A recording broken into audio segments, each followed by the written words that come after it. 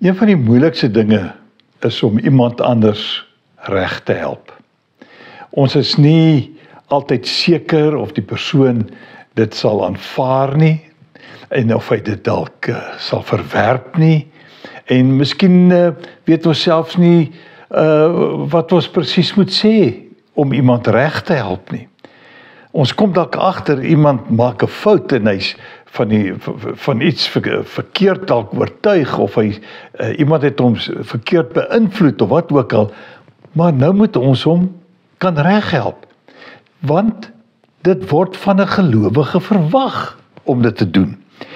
Galasiërs 6 vers 1 sê, broers, as iemand in die een of ander sonde val, moet julle wat julle deur die Gees laat lei, so iemand in 'n gees van sagmoedigheid reghelp.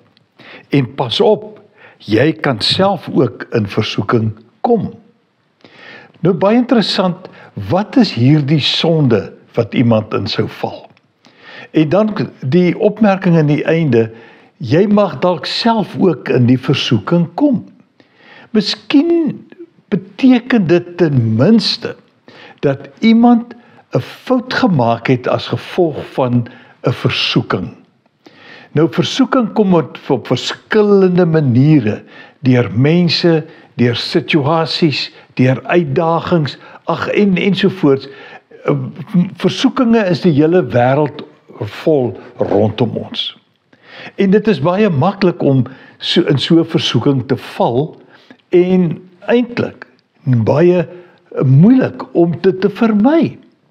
Maar nou sê Paulus, as iemand dan in sonde val, en dan kom ons sê dan ten minste aan 'n versoeking toegegee het, moet daar iemand wees wat so 'n persoon kan reghelp. Wie is die persoon? Hy sê, iemand wat deur die Gees gelei word. En dit is die sleutel.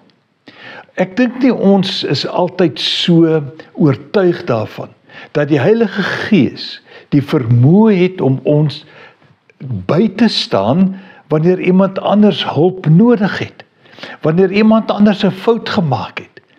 Weet jy, dit is so maklik om so 'n persoon te veroordeel en te sê, ja jong, ek het dit nogal lankal verwag, ek het gesien dit gaan gebeur, ensovoorts.